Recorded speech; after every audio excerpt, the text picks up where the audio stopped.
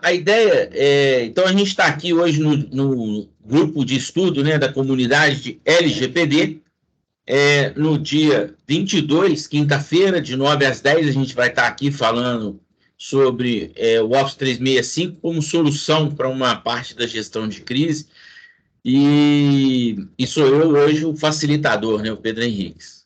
E o que me motivou a trazer esse tema é uma questão que a gente hoje quase não se preocupa, né, que é a questão de uma reflexão que eu vou fazer um pouco à frente, que é o tempo de resposta a um incidente.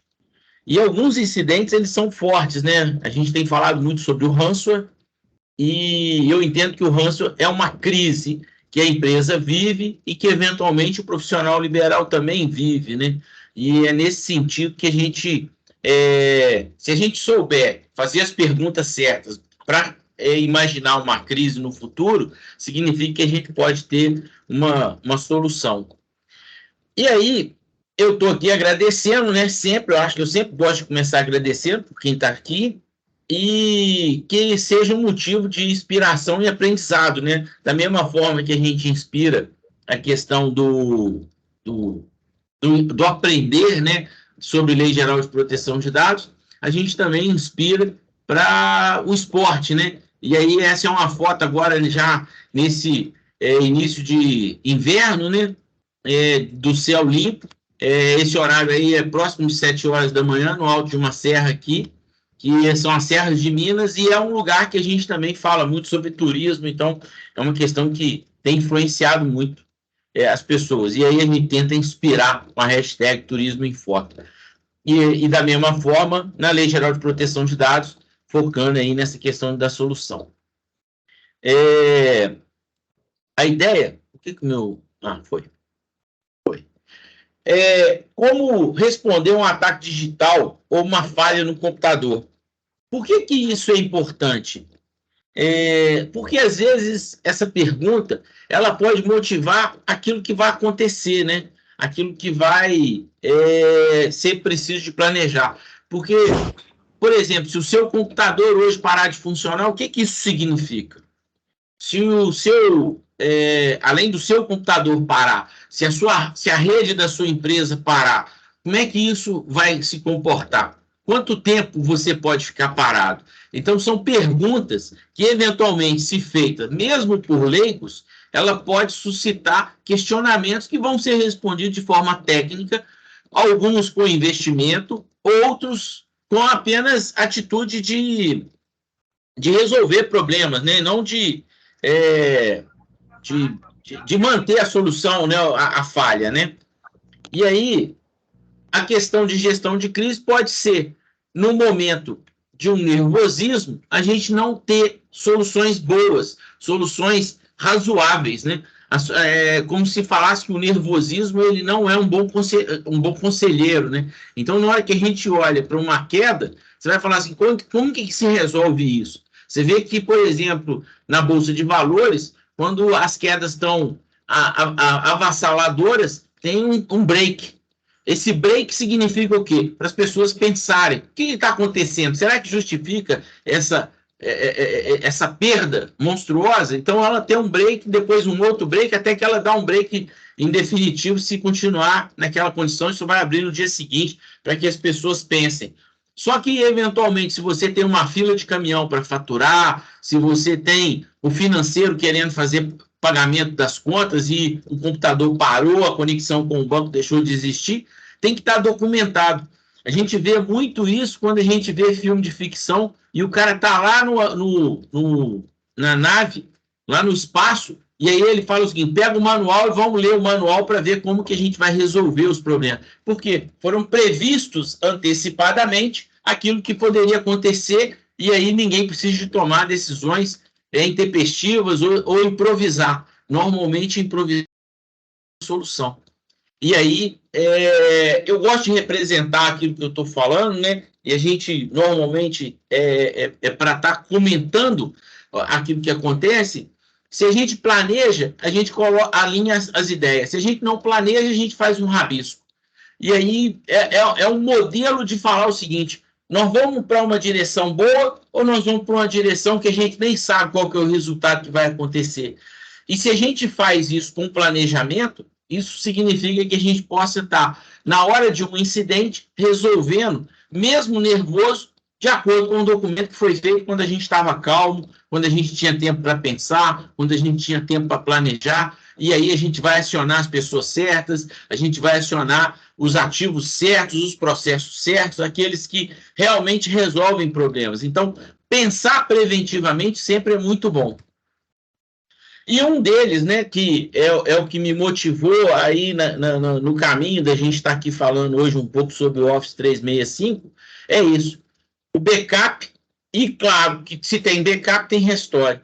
O backup é uma solução de rotina, é uma solução até que a gente considera pouco nobre no processo. Por quê? Porque o backup é feito todo dia. E ele não pode depender de uma pessoa, de nada, ele tem que ser feito de forma automática.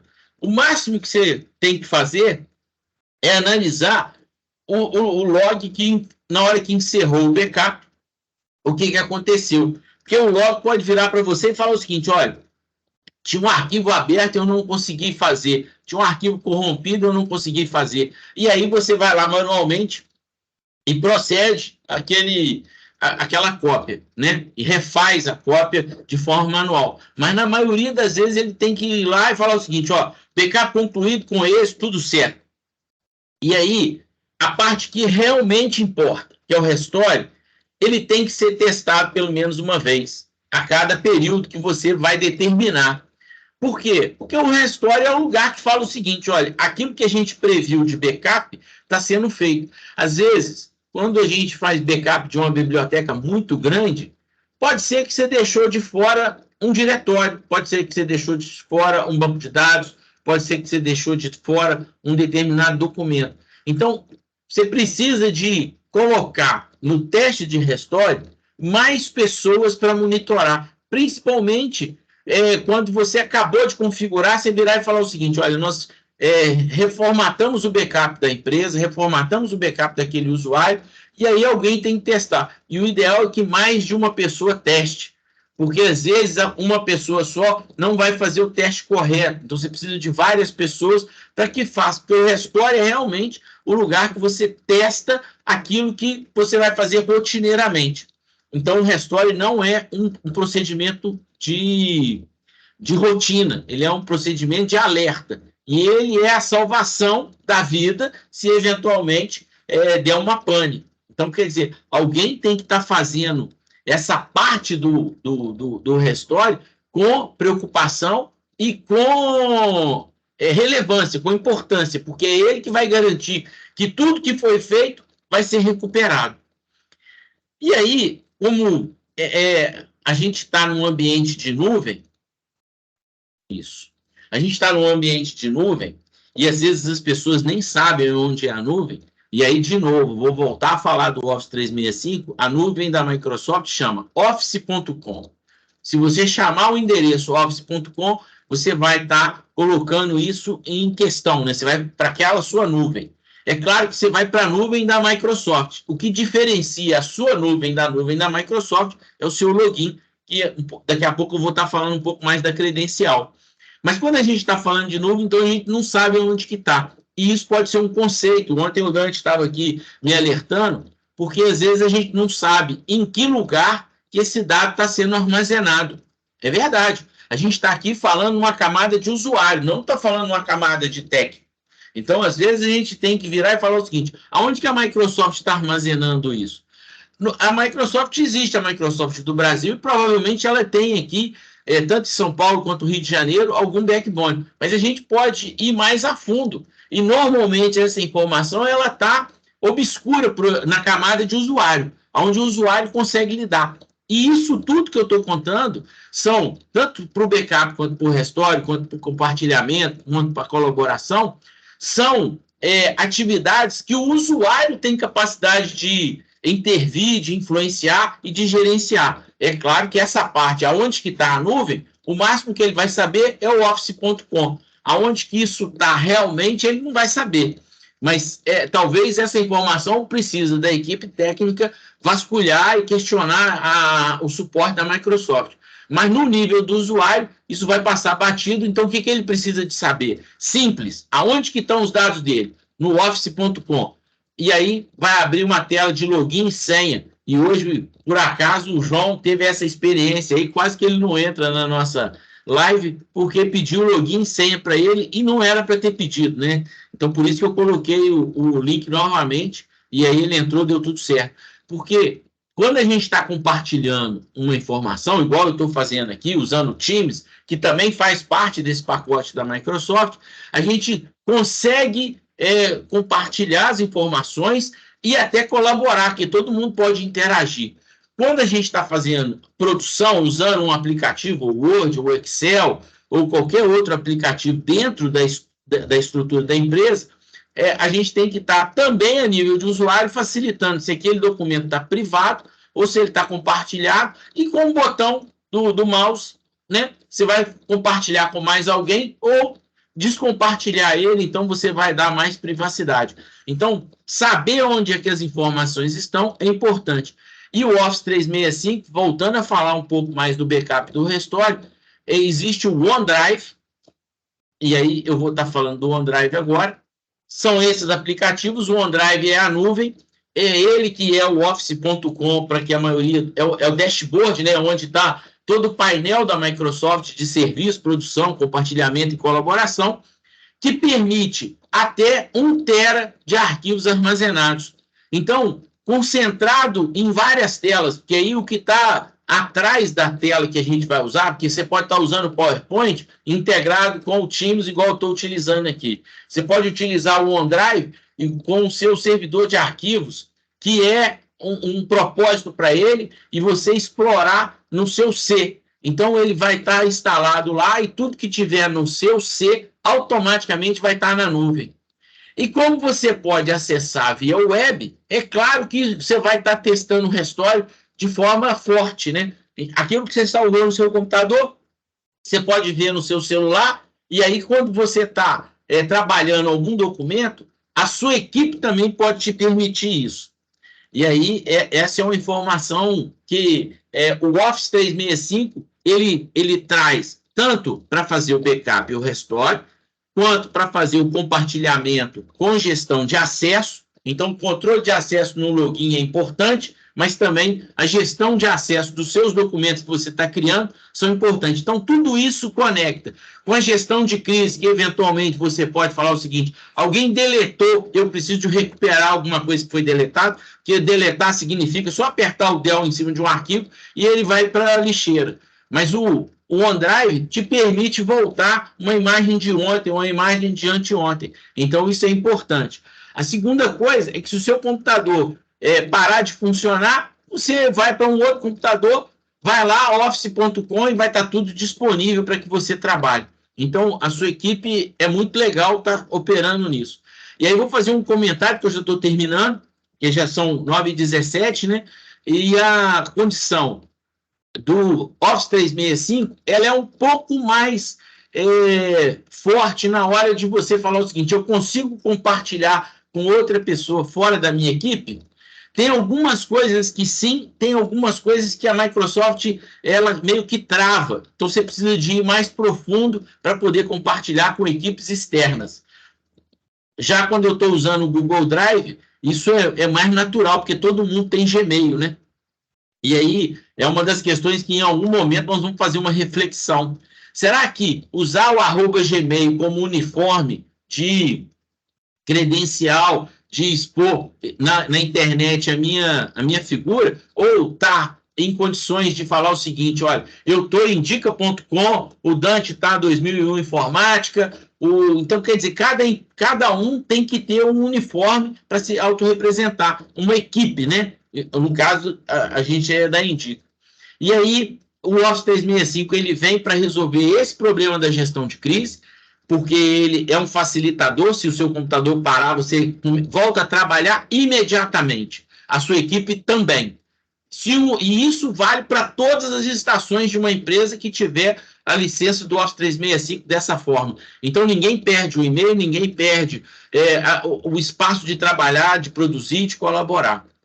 E aí, eu já estou terminando, queria, né, que esse conhecimento compartilhado com interação, que é uma visão preventiva, né, e hoje até dei uma declaração aqui do quanto eu falhei com a questão preventiva na parte de advogado, mas isso é um problema pessoal que eu estou resolvendo.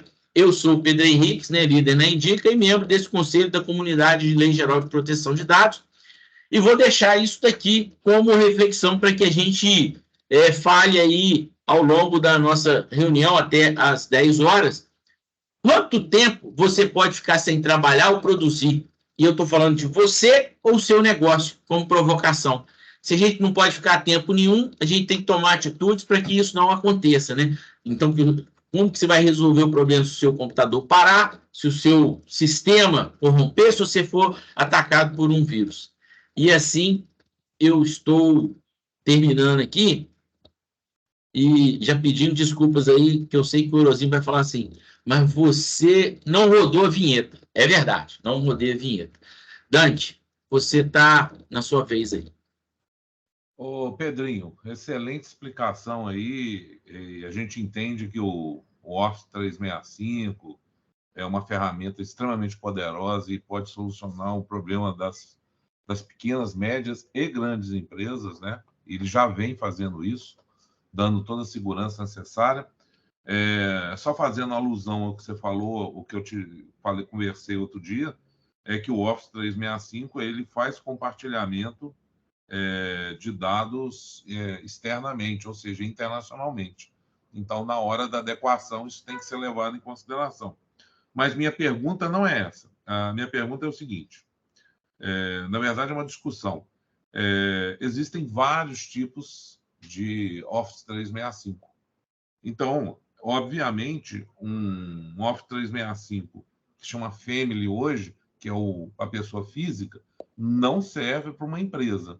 Então, eu queria que você falasse um pouquinho sobre só os Office que servem para as empresas, né? Pessoa jurídica, que é o que a gente hoje, acredito que todos nós trabalhamos. Dante, existe, na realidade, 3 modalidades de comprar o Office, né? Uma modalidade que é de 100% web. Então, você vai abrir o navegador, vai chamar office.com e vai rodar o Word, o Excel, o PowerPoint, todos esses aplicativos, inclusive o OneDrive, que é o seu servidor de arquivos que você vai compartilhar com a equipe. E esse web, ele também vem com uma conta do Exchange, que é a conta do Outlook, né? Que é uma conta que interage, por exemplo, o calendário da equipe. Então, você pode saber se alguém está ocupado, se não está ocupado, você pode marcar uma agenda, você pode criar uma agenda para uma sala, que é a sala de reuniões, e todo mundo que for trabalhar, por exemplo, se eu preciso de reservar uma sala de reuniões, se eu usar o Outlook para isso, né? Então, e da mesma forma, o Outlook, ele é um front-end que tem calendário, e-mail e alertas, e do mesmo jeito o Teams, que está integrado. Então, ele também tem o calendário, ele também começa a receber os alertas dos e-mails, né? Então, você pode usar uma ou outra plataforma para você ficar no seu dia a dia. A segunda versão, que é o intermediário, ela não vem com essa conta de colaboração e compartilhamento, que é o Outlook. O aplicativo vem, mas para integrar com outros servidores de e-mail. Então, é uma segunda conta. E você pode instalar no seu computador. Esse, normalmente, é a versão que está sendo vendido para a família. E aí, ele não vem com o serviço de correio. Porque o serviço de correio, em algum momento, você teria que cadastrar lá no domínio um e-mail da empresa e depois configurar para ele funcionar dentro do Outlook, né? Para estar respondendo por dentro dessa plataforma. Normalmente, o usuário não tem essa habilidade e aí, para ele, realmente o da família não funcionaria. Então, quer dizer que, às vezes, um escritório pequeno de advogado que tem 1 ou 2 assessores ou associados, ele poderia até comprar esse produto, que é um produto mais barato, mas ciente que ele vai ter que continuar usando, eventualmente, o Gmail, ou um Hotmail, ou qualquer outra solução de correspondência, né, eletrônica, E a terceira, que é a mais cara, que ela você pode instalar. Então, quer dizer, a primeira você não instala, a segunda você instala e não tem o correio eletrônico, e a terceira você instala e tem o correio eletrônico.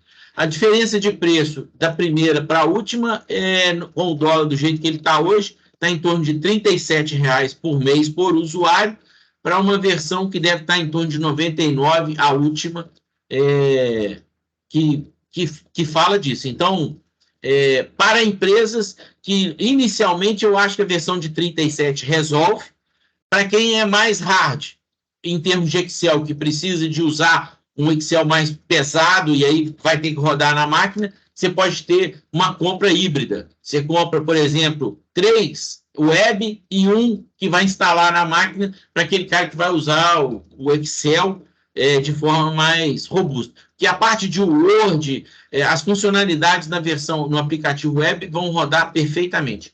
E é claro, que se o OneDrive que está na sua máquina, esse é um negócio que é legal. Então, por exemplo, assim, qualquer pessoa que tenha clientes e queira os anexos, os e-mails, em vez de deixar lá na caixa postal de e-mail, que pode corromper e parar de usar, você pode ir lá no OneDrive, criar uma caixa e ir salvando exatamente tudo o que acontece, e aí você vai ter backup daquilo tudo e não vai perder nada, mesmo que você troque tanto o celular quanto o seu computador, ele vai estar sempre salvo, né?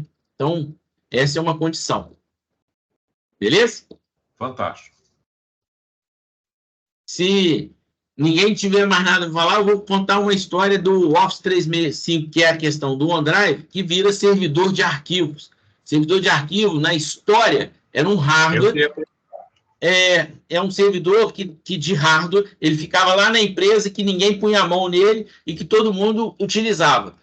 Em algumas empresas, ele era, inclusive, compartilhado e ele ficava lento quando o cara que estava compartilhando fazia algum serviço que ia usar muito impressora, ou muito download, ou muito upload. E aí, por conta disso, ele era um servidor dedicado ou compartilhado. Dedicado, ele era com uma performance melhor.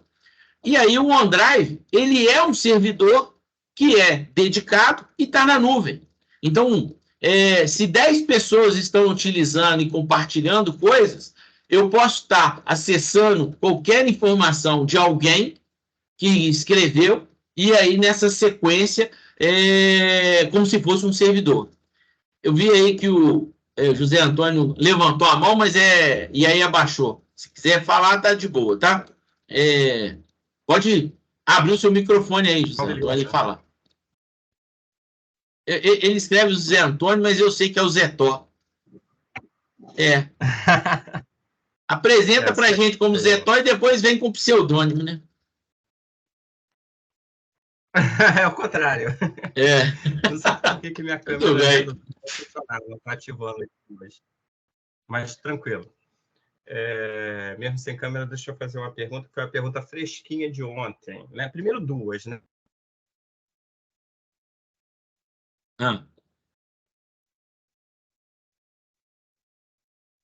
A sua câmera continua apagada, mas você pode fazer a pergunta, tá tudo de bom.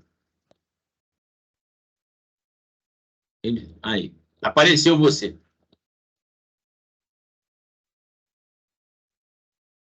Tá sem som, tá, Zé Tó? Você não tá falando, não.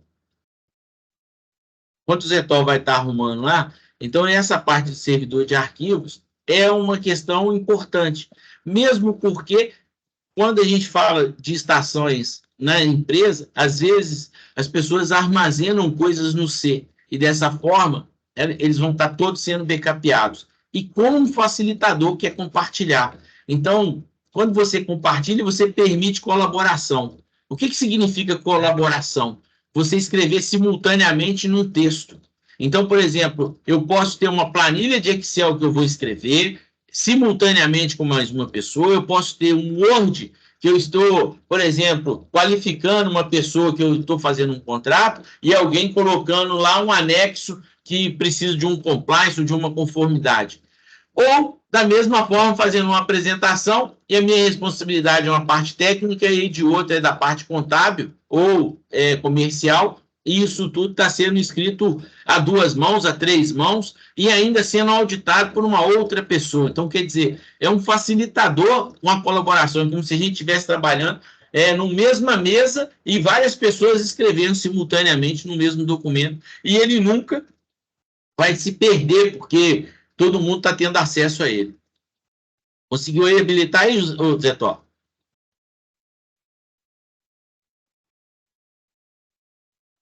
A gente não está disputando. Então, a colaboração eu já uso, né? Até prefiro o OneDrive do que o Google Drive. Tá cortando, Zé Tó. Talvez se você tirar a imagem, melhore. Sua internet não está muito boa, não. Dante, você está com o microfone desligado. O que você falou aí? Porque essa condição da colaboração, às vezes, enquanto o Zé Tó arruma lá, essa é uma condição que às vezes a gente parece que está falando de TI, mas a gente está falando do dia a dia das empresas, né? E a gente está falando de um lugar que não só as empresas operam, mas vários profissionais liberais também operam, né? Porque, por exemplo, se você está falando numa contabilidade, você precisa que o RH esteja fazendo coisas. Às vezes a gente está fazendo isso num aplicativo, mas muitas das vezes, quando a gente está escrevendo um contrato, não é um aplicativo de sistema, é um aplicativo do Word que precisa ser feito, ou o Docs do Google Drive, né? E aí a gente só precisa de preocupar com a questão da segurança, do controle de acesso. E da mesma forma, então a gente está falando de controle de acesso, porque as senhas são mais fortes. Eventualmente, quando a gente está falando de Gmail, as senhas são mais fracas. A gente usa isso já desde a época de estudante, e aí a gente não mudou a política, porque a gente aprendeu dessa forma, né? Quando a gente vem para a Microsoft, a gente muda essa questão, e aí funciona melhor. Ô, Zé Tó, se você quiser escrever aí também, eu posso estar respondendo aqui, tá? No chat. Então, acho que agora foi. Agora foi. Então fala aí. Também. Não, é porque ontem eu estava no evento, justamente veio a pergunta, né, que eu não soube responder. Tá? A gente tendo o backup, né, de certa forma, o backup e a nuvem são coisas distintas, né? Eu posso ter na nuvem e não ter o backup, aquele restore lá da Microsoft. Por exemplo, o meu serviço não tem o backup. Eu tenho nuvem, mas eu não tenho backup, tá? Ainda. Até porque eu uso 2, né? Eu uso o Gmail, né, e o OneDrive. O colaborativo eu prefiro do OneDrive, eu acho do Google muito pesado, não funciona legal, não gosto de trabalhar no colaborativo do pacote lá da Google, né? Quando me mandam eu trabalhar lá, geralmente eu baixo tudo, trabalho e subo de novo, porque o colaborativo é muito lento. Porque ele funciona bem com 2 páginas, né? Mas eu já editei livro colaborativo 200 páginas, aquilo não roda. Não dá para trabalhar, então eu já passo uma experiência para vocês aí, que documentos pesados, colaborativo no Google é muito complicado. O OneDrive é bem melhor, tá? A gente já consegue ter principalmente para o empresarial, acho que o Microsoft realmente é mais seguro e trabalha melhor também. Mas a pergunta que me veio ontem, eu não soube responder, é o seguinte: tudo está na nuvem, tá? Então, se a minha rede foi infectada, qual a garantia que eu tenho que o meu backup não vai ser infectado também? Né? Não sei se você consegue responder isso daí, que foi uma pergunta ontem que veio de uma pessoa que é inteligentíssima. Eu falei, se ela não sabe essa resposta, já fiquei aqui. Que é uma empresa de TI, né? Uma CEO de uma empresa de TI já bem antiga, ela fez essa pergunta. Eu falei, e agora? Então, olha só, Zé Tó, você fez uma questão que é a questão do backup. Provavelmente, se você tem o Office 365, você tem o OneDrive. E o OneDrive, se você instalar ele no seu computador e falar que é para ele ser a partir do C, ou seja, tudo está dentro dele, ele vai fazer o backup seu naturalmente. Se você for infectado, provavelmente o que vai acontecer? O seu hardware, o seu HD vai ser criptografado. E aí as funções do seu HD param de funcionar. Não significa que lá na nuvem parou de funcionar. Você vai ter que ir num outro computador, abrir o office.com e digitar sua senha.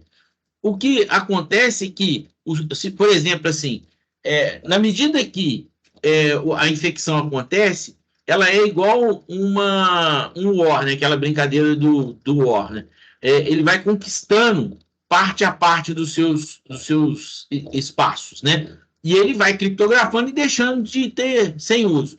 Se você desligar o seu computador e for para um outro, você vai olhar lá na nuvem, provavelmente lá ainda não aconteceu isso. Porque ele não consegue sincronizar algo que não está mais disponível para ele. Então, você vai ter uma versão anterior. Quando a gente tem antivírus, a gente tem soluções antes da sua criptografia atacar todo o seu computador, a gente travar aquela estação que está disparando isso, porque isso sempre parte de uma estação, normalmente, porque é onde o usuário está. Às vezes, por exemplo, nas empresas onde a gente já atuou, que tem servidor interno para aplicação, tem um equipamento que presta esse serviço, né? É um servidor de aplicação.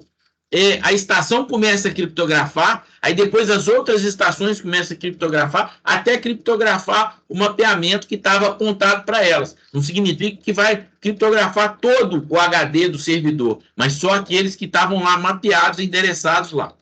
Então, quando a gente consegue perceber que a estação sendo criptografada e a gente desliga ela, provavelmente a gente consegue reverter o quadro com mitigando muito o prejuízo. Mitigando o prejuízo significa que eu vou ter que formatar aquela estação, porque aí não tem outro jeito, e aí eu vou passar o antivírus, e o antivírus não pode mais ser o free. Por quê? Porque você tem que ir lá no suporte do antivírus para poder questionar como que vai resolver aquele ataque de ransomware. E eles vão te dar ferramentas. Então, você não vai precisar de formatar todas as outras estações, mas vai ter que rodar o antivírus em todas elas. E aí, ele realmente limpa. E essa é uma das questões que, às vezes, a gente fala o seguinte: eu vou usar um antivírus free num sistema operacional pirata e nenhum deles sendo atualizados. É mais ou menos você usar uma vacina de 10 anos atrás para gripe. Não adianta nada. Significa que você vai pegar gripe ou que você vai pegar Covid. A gente não pode falar de 10 anos atrás para Covid, porque não tinha. Mas isso é uma questão. Se você compra uma licença de antivírus, então a conformidade é você estar não só fazendo as atualizações do sistema operacional, porque ele quebra e melhora as brechas que eventualmente teriam no sistema operacional, e elas são notificadas no mundo. Então, o ransomware, ele vai testar essas vulnerabilidades que as pessoas têm. Tanto que quem tem, por exemplo, hoje um Windows 7 está muito vulnerável. Às vezes não precisa do usuário fazer absolutamente nada e o ransomware vai chegar lá e vai ficar engatilhado e em algum momento vai ser disparado.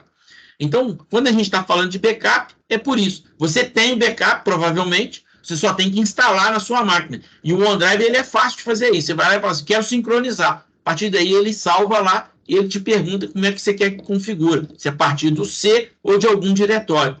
A partir do momento que você salvou tudo ali, ele está fazendo backup naturalmente. Não justifica você fazer o OneDrive e o Google Drive simultâneo, porque o Google Drive também tem esse serviço, né? O OneDrive, ele já integra com os aplicativos. O Google Drive, ele só faz o backup. Você vai ter que ir lá para a web, porque não tem aplicativo para instalar no seu computador, né? Então, são as diferenças. Mas, uma vez que foi criptografado, ele não vai subir para a nuvem, porque ele parou de funcionar aqui e não tem como atualizar lá. Então, lá vai estar mais protegido. Tá certo? Respondeu? Não, beleza. Não, Oi, fala. Eu vi o Dante falando assim, eu não sei se o Dante acredita muito nisso que eu falei, não. Eu estou quase que afirmando que, uma vez que o serviço foi criptografado, ele para de sincronizar. Então, é por isso que está protegendo na parte da nuvem. Porque o serviço deixou de estar disponível, né? É como se você não falasse assim, olha, essa parte aqui, embora eu esteja fazendo automaticamente, eu travei ela. E o vírus, ele vai no seu HD. Pois é, então, o que acontece? Fala aí. De repente você vai falar o que que acontece? Ele não espera criptografar o disco para depois navegar por outros drivers, né? Ele já vai para outros drivers. O comportamento desse worm, ele não é um vírus, na verdade. É um worm, né? O de criptografia. Ele navega por todos os drivers. Se você tiver um drive conectado no PC, ele vai navegar para ele. Ele já está navegando para o servidor e para os discos que estão ligados no servidor.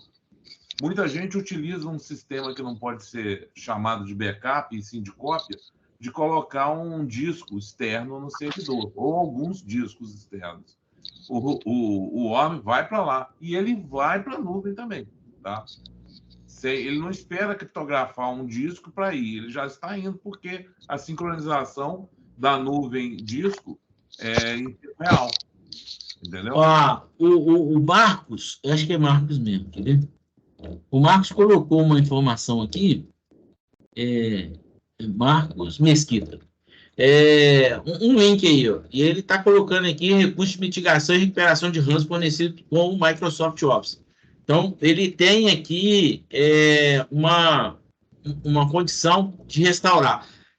O que o Dante está falando, eu não sei se eu concordo com 100%, porque eu não vi isso acontecendo em ninguém que estava com o Office 365 até agora, que foi criptografado e criptografou também o OneDrive na nuvem. Mas aqui ele está falando que você consegue restaurar versões anteriores. Então, se aquele arquivo foi criptografado, você vai conseguir buscar uma versão imediatamente anterior. Então, quer dizer, você vai ter... E aí o Marcos... Obrigado aí, Marcos, por você ter colocado. Mas é uma forma de também estar reduzindo, né, mitigando o problema.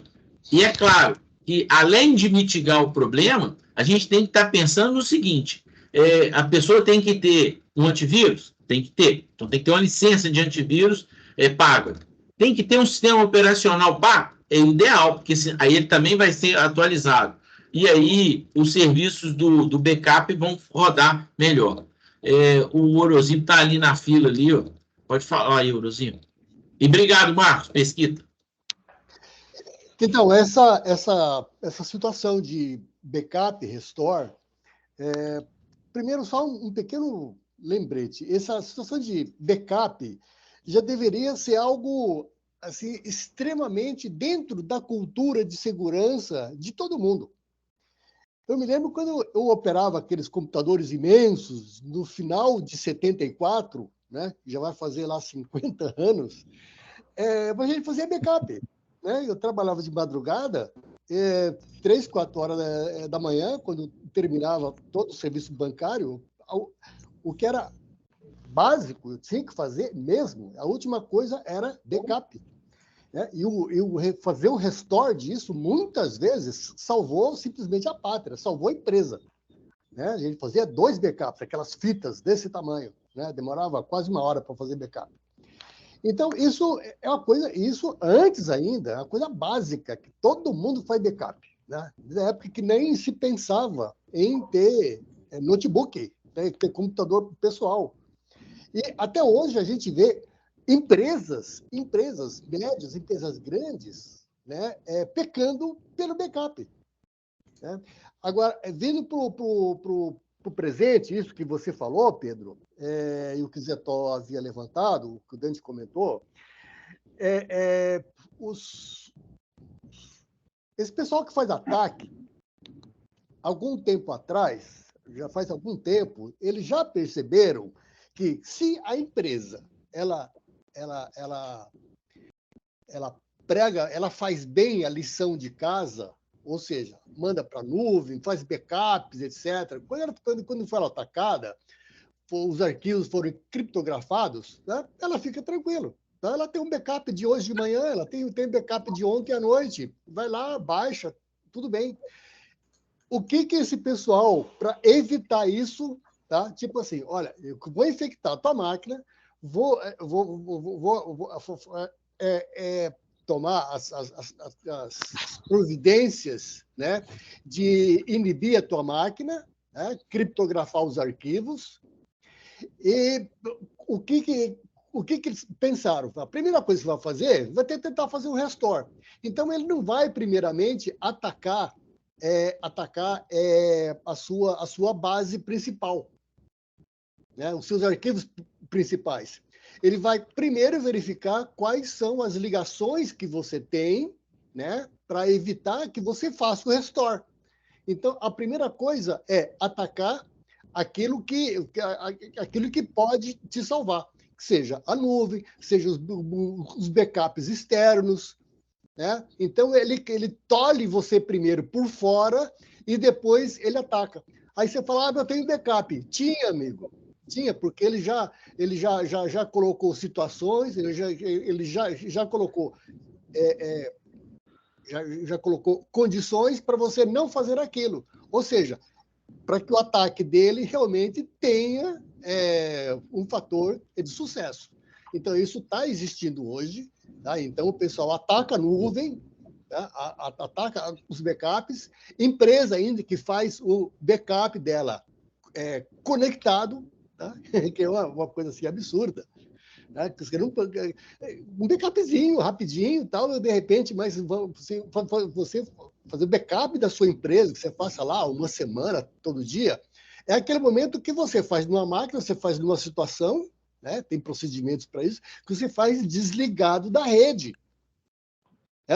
E mesmo assim, ainda é perigoso, porque já existem casos, existem alguns worms que eles atacam a máquina, ele fica latente, né? Ele fica lá só esperando.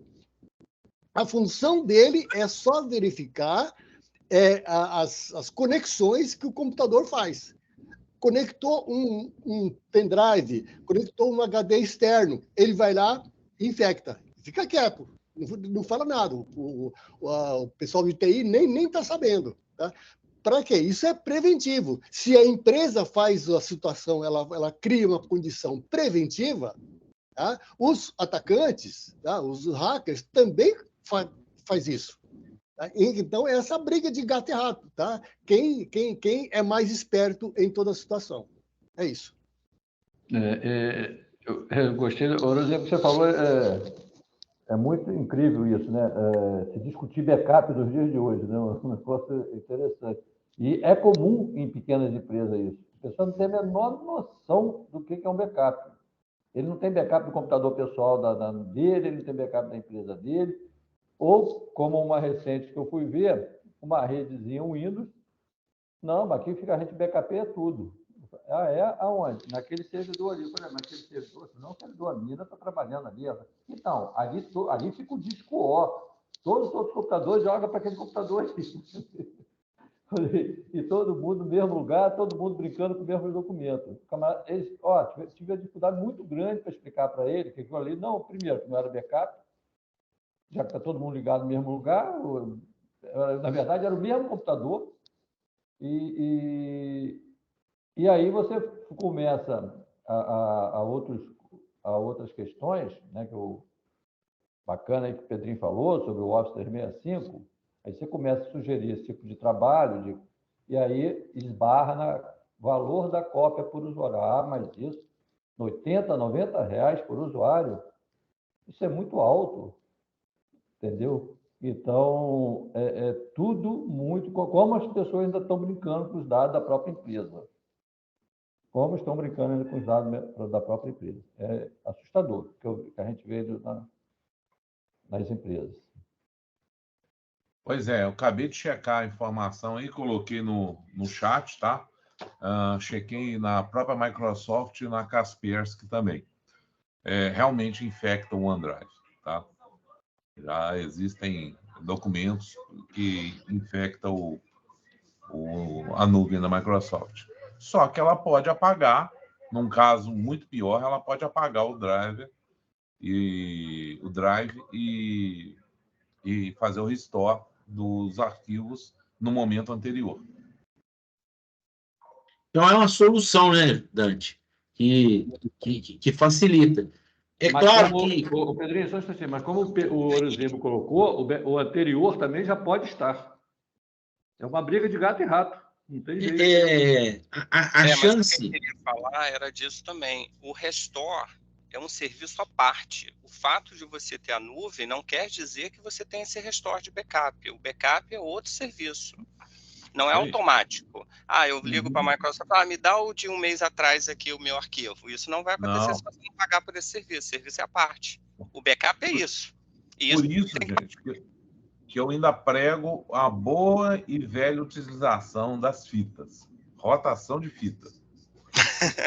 Não, olha só, o que o Dante está dizendo é que no contexto de empresa, a gente precisa de ter aqueles backups que são tirados e guardados desligado. Isso. Esse backup, ele realmente está inerte. Esse backup está inerte. Mas ele tem um time. Entre uma atualização e outra, você vai perder uma semana, você vai perder um dia, você vai perder horas. Porque os backups hoje, que são para a empresa, eles têm capacidade de, inclusive, fazer backup de arquivo aberto. Isso é uma funcionalidade. Agora, quando a gente está falando de profissional liberal, que é a grande maioria que são a possibilidade da gente, a gente não precisa de ir lá tão profundo. O OneDrive vai resolver a maior parte de tudo. E aí, diferente, por exemplo, assim, se o seu computador se perder, ele pode se perder porque o HD travou. Ele pode se perder porque o computador pegou fogo. Então, quer dizer, antes do ransomware, você tem vários lugares que falam o seguinte, olha, o HD parou de funcionar e eu não tenho mais acesso.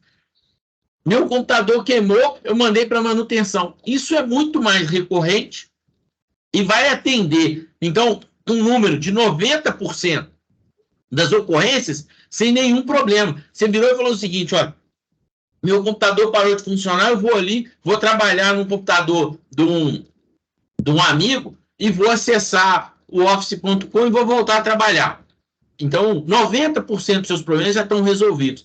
E se tiver o ransomware, ainda assim, você tem a versão anterior. Se eventualmente falar o seguinte, não, você já não tem mais a versão anterior, aí porque você já está realmente perdido. Aí você vai falar o seguinte, olha, eu mandei o anexo via documento no Word, no e-mail, e aí você vai buscar outras formas.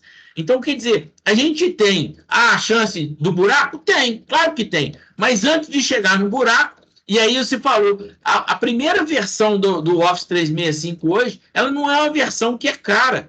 E ela vem junto com o serviço de e-mail. Se você imaginar que, por exemplo, às vezes a gente está pagando no Google R$40 para você ter 200 GB de espaço, já vem com 1 tera um serviço de correio que você vai ter lá da Microsoft, por R$37 já tem tudo. E se você hospedar o seu domínio junto, ele ainda nem vai chamar @outlook.com, vai chamar @seudomínio.com.br.com, o que for. Então, quer dizer, é um custo que não é caro se você considerar o serviço que ele retorna.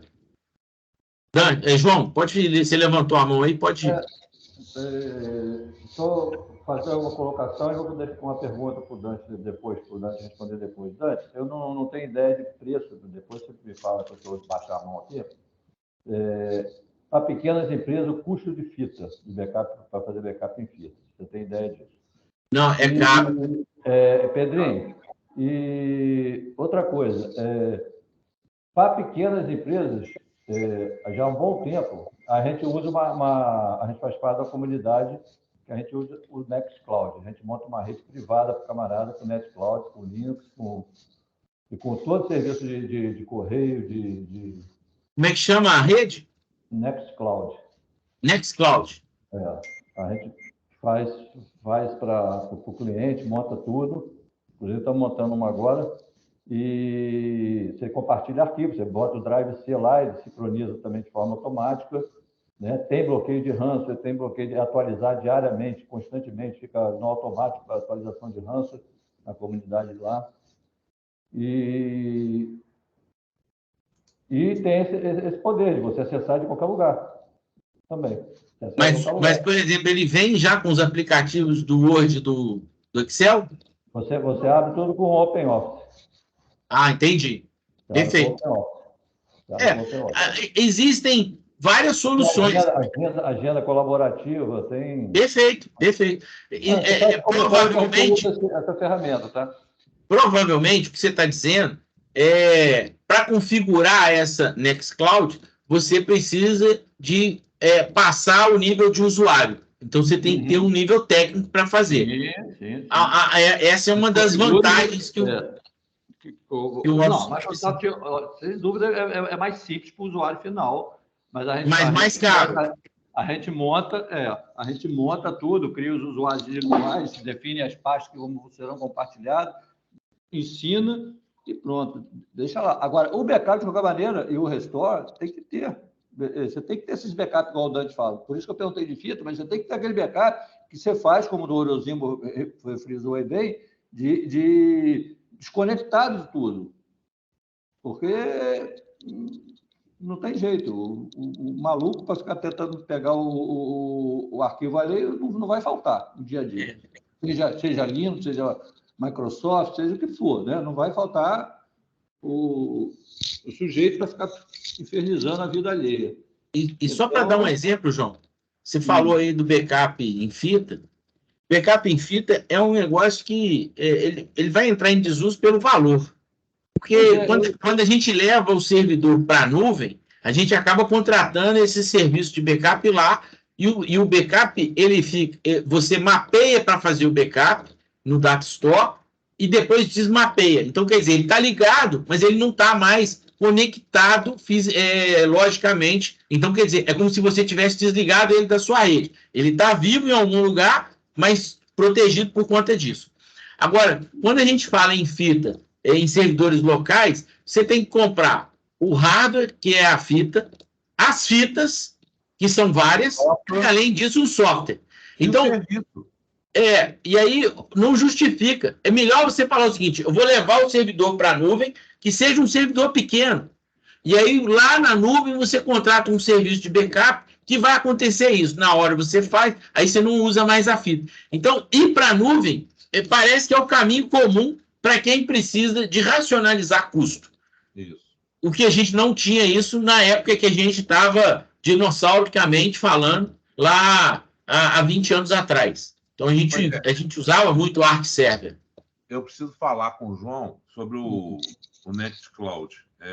O Nextcloud está protegido, João, quando ele está integrado, por exemplo, com o Kaspersky. Eu acabei de ver aqui. Eu entrei no meu login do Kaspersky aqui, eles têm um acordo com a Nextcloud. Tá? Mas só nessa formatação que ele está protegido, não tem jeito.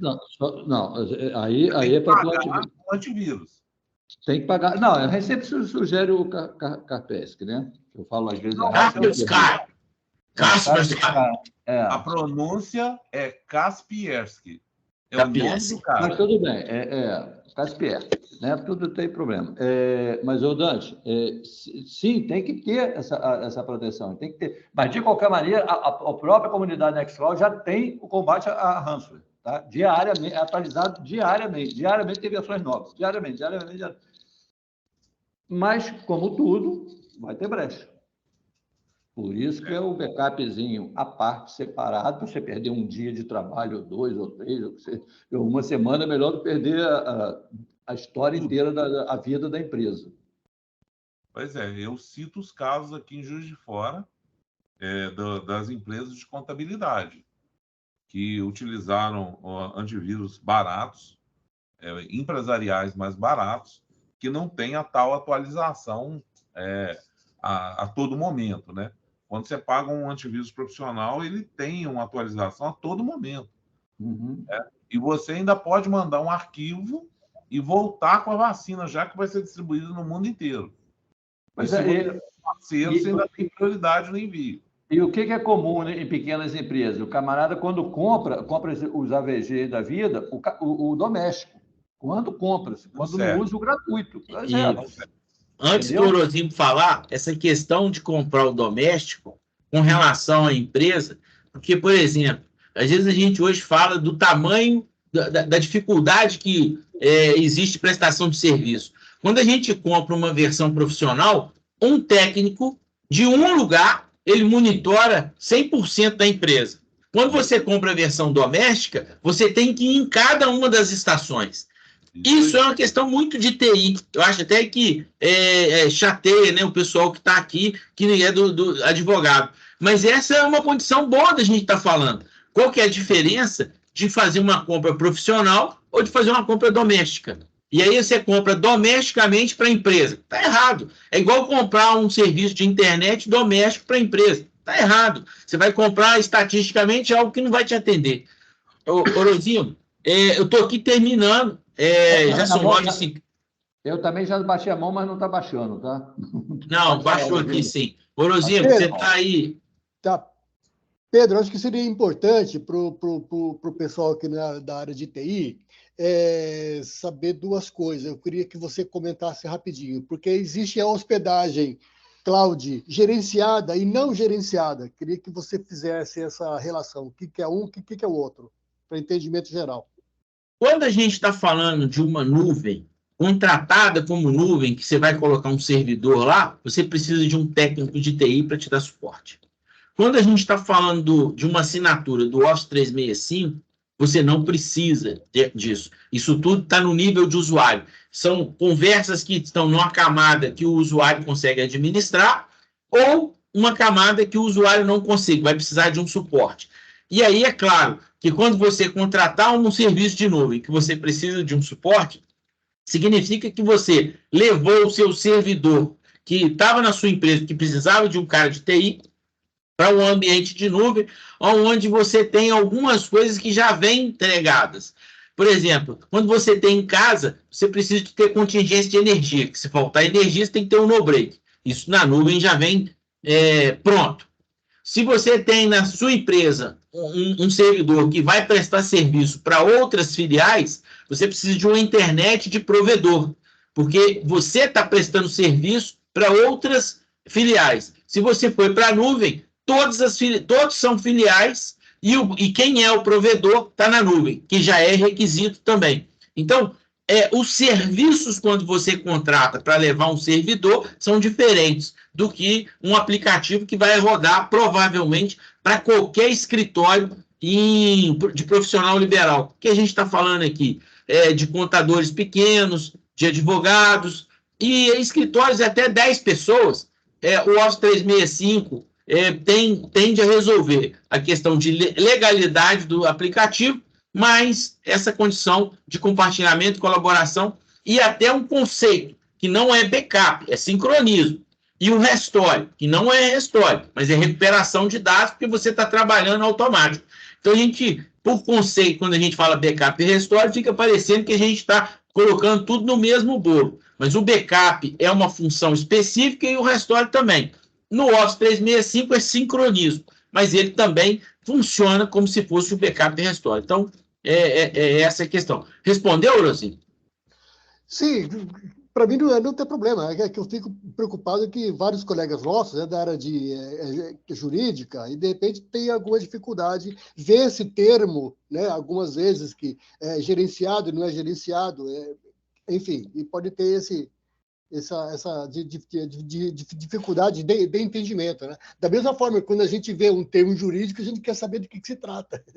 E vale colocar que o seguinte, a gente agora tem a reunião continuada no WhatsApp, né? Então, quem tiver alguma dúvida, algum questionamento, alguma coisa nesse sentido, pode estar colocando lá, que aí a gente vai esclarecendo lá, ou eu vou esclarecendo pessoalmente, isso não é problema não. E eu sei que aqui o Dante é um cara que provê isso, e a gente está aqui na comunidade disponível para essa consultoria, que não é paga, né? Que a gente está no nosso grupo para que a gente compartilhe e que a gente aprenda junto. E aí estou aqui já agradecendo a paciência, né? De hoje ter falado de um termo muito técnico em tecnologia, mas eu acho que traz luz para facilitar as vidas de quem é usuário aí e precisa. E atinge a LGPD. Com certeza, atinge a LGPD. Beleza? Fechamos? Obrigada, Pedro. Obrigada a todos os intervenientes aí. Gostei muito. Não é o meu universo. Aliás, há muito tempo que eu não participo de nada voltado para esse tema. Fui resgatando alguns conceitos, foram voltando, que eu não vi há muito tempo. Gostei muito. Muito obrigada. Que bom, que bom. Eu vou estar parando a gravação aqui, então, e vou tirar uma foto. Parar a gravação.